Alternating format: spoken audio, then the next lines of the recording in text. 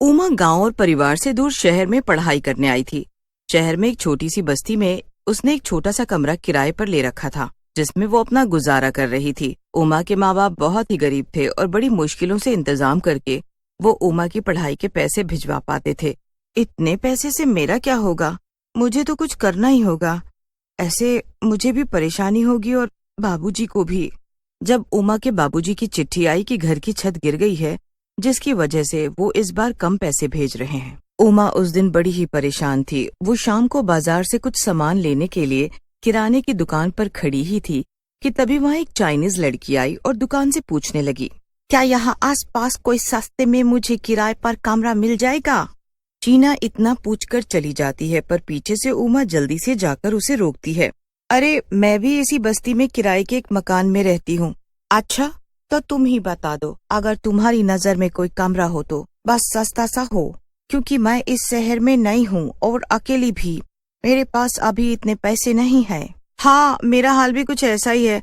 अगर तुमको ऐतराज ना हो तो तुम मेरे साथ रह सकती हो, हम किराया आधा आधा बांट लेंगी। अरे वाह, ये तो अच्छा आइडिया है, मुझे कोई दिक्कत नहीं है। बस फिर शीना और उमा दोनों एक साथ रहने लगती हैं।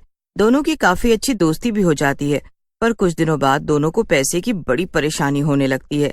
दोनों के पास ही ज्यादा पैसे नहीं बचते। समझ नहीं आ रहा क्या करूं, बाबूजी से भी पैसों के लिए नहीं बोल सकती। मेरा तो इस दुनिया में कोई नहीं है, मैं तो किससे पैसे मांगूंगी? इस शहर में अगर रहना है तो हमें कोई काम तो देखना ही पड़ेगा। अरे पर तुम तो कॉलेज जाती हो, तुम कैसे कमा पाओगी? हम क्या कोई छोटा मोटा काम नहीं कर सकते? कोई छोटा मोटा काम ही खोल सकते हैं। कॉलेज से आने के बाद हम दोनों मिलकर कर लिया करेंगे। दोनों बहुत सोचती हैं, पर उनके दिमाग में कोई आइडिया ही नहीं आता। उसके बाद दोनों को बड़ी तेज भूख लगने लगती है। शीना फटाफट दोनों के लिए नूडल्स बनाकर लाती है। नूडल्स खाते खाते उमा के दिमाग में आइडिया आ जाता है। आ गया आइडिया, बताओ बताओ क्या आइडिया आया? Chinese food. तुम इतना बढ़िया चाइनीज बनाती हो ना कि कोई भी खाकर दीवाना हो जाए।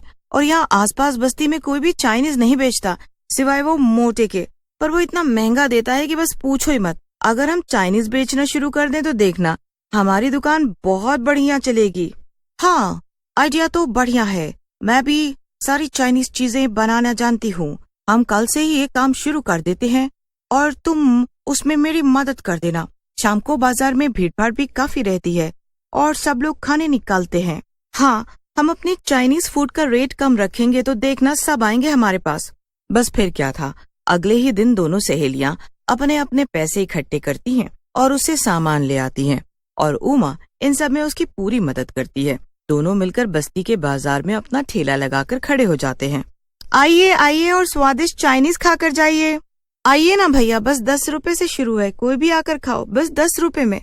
लोग 10 रुपए का नाम सुनकर हैरान रह जाते हैं और उसका चाइनीज फूड आकर खाने लगते हैं। जब लोग चाइनीज खाते हैं तो बस खाते ही रह जाते हैं। पहले दिन ही उनके यहाँ ऐसी भीड़ लगती है कि बस 2 घंटे में ही सब सामान खत्म हो जाता है। मुझे तो यकीन नहीं हो रहा हमारा सामान सारा बिक गया, पर मुझे तो पूरा यकीन था कि तुम्हारे हाथ का चाइनीज फूड खाकर सब उंगलियां चाटते रह जाएंगे। फिर दोनों खुशी खुशी घर आ जाती हैं। घर आकर वो दोनों मिलकर पैसे गिनती हैं और पहले दिन की कमाई से दोनों बहुत खुश हो जाती हैं। इससे अब तुम कल ही सबसे पहले अपने कॉलेज की फीस भर देना, बाकी पैसों से हम कल और सामान ले आएंगे। दोनों उस रात सुकून से सो जाते हैं। अगले दिन उमा अपने कॉलेज की फीस भी भर देती है। कॉलेज से आकर दोनों मिलकर बाजार से सामान लेकर आते हैं और फिर दोनों मिलकर सब सामान तैयार करके बाजार में भी लगा देते हैं। बाजार में पहुंचते ही लोगों की भारी भीड़ जमा हो जाती है। अरे बेटा, मेरे घर बहुत सारे मेहमान आए हुए हैं, तू जरा जल्दी से मुझे 10 प्लेट मोमोज और 100 रुपए के फ्राइज पैक करके दे दे। जी आंटी, बस अभी देते हैं। अब तो रोज ही शीना और उमा के चाइनीज फूड के ठेले पर इतनी भीड़ रहती थी कि सामान थोड़ी ही देर में खत्म हो जाता है। मोटेलाल की दुकान शीला और उमा के चाइनीज फूड की वजह से बिल्कुल ही चलना बंद हो जाती है, जिसकी वजह से उसे बड़ा दुख भी होता है और उन लड़कियों की तारीफ सुनकर उसे गुस्सा भी आता है। एक दिन वो खुद ग्राहक बनकर उनके ठेले पर ही पहुंच जाता है। आज जरा खा कर तो देखूं कि ऐसा क्या है इन लड़कियों के चाइनीज फूड में जो मोतीलाल की दुकान में नहीं। मोटेलाल जब उन लड़कियों के ठेले का चाइनीज खाता है तो खाता ही रह जाता है। उसे तब समझ आता है कि आखिर सच में शीना के हाथ में गजब का स्वाद है और दाम भी इतने कम है। मोटे लाल को अब उन दोनों से चिढ़ होने लगती है, पर उसे समझ ही नहीं आ रहा होता कि वो आखिर करे तो क्या करे। अब एक दिन शीना की तबीयत बहुत बिगड़ जाती है। उसे एकदम से चक्कर आ जाता है और वो गिर जाती है। उमा उसे डॉक्टर के पास लेकर जाती है, पर दवाइयों से भी वो ठीक नहीं हो पा रही थी। इसी वजह से अब ठेला लगाना बंद कर देती है और मोटेलाल फिर से खुश हो जाता है। मोटेलाल अपने लिए बड़ा ही खुश हो रहा था, क्योंकि उसकी दुकानदारी फिर से होने लगती है। पर इधर शीना की हालत को देखकर उमा बड़ी परेशान होती है। वो उसे हर हॉस्पिटल में दिखा लेती है, पर शीना की तबीयत में कोई सुधार नहीं आ पा रहा होता। एक दिन की बात है, जब शीना एकदम बीमार की हालत में बिस्तर पर पड़ी होती है और उमा उसके पास बैठी होती है, तो शीना उमा से बोलती है, मेरी वजह से अब हम ठेला भी नहीं लगा पा रहे हैं। अब तुम कॉलेज की फीस कैसे भरोगी? ऐसा बिल्कुल भी मत सोच शीना, तुम्हारी वजह ही से तो हम बल्कि इतना कमा पाए हैं, और कॉलेज का फीस मैं भर दूंगी, तुम इसकी चिंता न करो। उमा शीना का बहुत ध्यान रखती है और पूरी रात उसी के पास बैठी रहती है। बैठे बैठे कब उमा की आंख लग जाती है उसे पता ही नहीं चलता। उमा के साथ शीना की भी आंख लग जाती है, पर शीना दोबारा कभी नहीं उठती। उमा से ये बात बर्दाश्त ही नहीं हो पाती। वो शीना के लिए बहुत रोती है। उमा पूरा दिन बस रोती रहती है। वो उस दिन खाना भी नहीं खाती। हर वक्त कोने में बैठी बस वो शीना को याद करती रहती है। अचानक उमा के कंधे पर एक हाथ आता है। उमा पीछे मुड़कर देखती है तो सामने एक चुड़ैल होती है। उमा बहुत डर जाती है। डरो मत, मैं शीना हूँ, तुम्हारी दोस्त। मैं तुम्हारी मदद करने आई हूँ।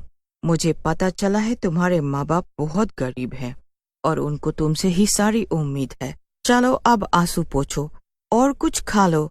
मुझे पता है तुमने अभी तक कुछ भी नहीं खाया। उस दिन शीना अपने हाथों से उमा को खाना खिलाती है। अगले दिन उमा हिम्मत करके उठती है और कॉलेज जाती है। कॉलेज से आने के बाद वो शाम को अपना ठेला लगाने की तैयारी करती है। चुड़ैल बस फिर अपने हाथों को इतना फटाफट चलाती है कि उमा को देखती रह जाती है। फटाफट मोमोज बनाकर तैयार कर देती है। उमा तो ये सब देखकर हैरान रह जाती है। बाप रे बाप, तुम इतनी तेजी से कैसे ये सब कर सकती हो? बस फिर दोनों अपना चाइनीज फूड का ठेला लेकर चल पड़ती हैं। जैसे ही उमा बाजार में पहुंचती है, सभी लोग खुशी खुशी उसके पास चाइनीज खाने आ जाते हैं। उमा सबको चाइनीज फूड खिलाती है और सब सामान बेचकर घर आ जाती है। देखो, अब तुम्हारे पेपर आने वाले हैं, तो तुम बस अपनी पढ़ाई पर ध्यान देना, पर बाकी वो सब मैं संभाल लूंगी। तुम उसकी चिंता मत करो, तुम बस पढ़ाई करना। ये तुम्हारे फाइनल पेपर हैं। मुझे कभी ये काम करके बुरा नहीं लगा, और सच बताऊं तो ये ठेला, ये मेहनत बस तुम्हारी ही है। अब बस भी करो। उस दिन के बाद चाइनीज बनाने वाली चुड़ैल अकेले ही सब संभाल लेती है और बस उमा अपनी पढ़ाई पर ध्यान देती है। शाम को वक्त निकालकर बस उसे 2 घंटे के लिए ठेले को संभालना होता है। चुड़ैल की मदद से उमा अच्छे से अपने पेपर्स देती है और जब उसका रिजल्ट आता है तो वो खुशी से पागल हो जाती है। मुझे तो यकीन ही नहीं हो रहा कि कॉलेज में मैंने टॉप किया है और अब मुझे स्कॉलरशिप मिल जाएगी। उमा फटाफट ये खुशखबरी अपनी सहेली शीना चुड़ैल को देती है। दोनों एक दूसरे के गले लग जाती हैं। उमा उस दिन बहुत खुश होती है। पता है, मुझे कॉलेज से स्कॉलरशिप मिल जाएगी और मैं आगे की पढ़ाई के लिए विदेश चली जाऊंगी। क्या सच में? ये तो बहुत खुशी की बात है। हाँ, पर ये सब छूट जाएगा। पता है, ये जीवन की सबसे अच्छी यादें थी जो मैंने तुम्हारे साथ बिताई हैं। मेरे जीवन की भी ये सबसे अच्छी यादें हैं उमा। मेरा तो इस दुनिया में तुम्हारे सिवा कोई भी नहीं था। शायद भगवान ने अच्छा ही किया जो मुझे अपने पास बुला लिया, वरना तुमसे आज बिछड़कर मुझे बहुत तकलीफ होती। पर आज जब तुम अपने जीवन में सफल होने जा रही हो, तो आज मेरा तो मकसद पूरा हो जाएगा जिसके लिए मेरी आत्मा को शांति नहीं मिली थी। तुम हमेशा मेरी सबसे अच्छी दोस्त रहोगी। तुम भी। इतना कहकर चुड़ैल उमा को अलविदा करके हमेशा हमेशा के लिए चली जाती है। उमा अपनी पढ़ाई के लिए विदेश चली जाती है और जब वो वापस आती है तो शहर में उसकी बहुत अच्छी नौकरी लग जाती है। वो अपने माँ बाप को भी शहर बुलवा लेती है और सब खुशी खुशी साथ रहते हैं। सालों बीत जाते हैं पर उमा कभी भी अपनी दोस्त शीना और उसके हाथ के चाइनीज खाने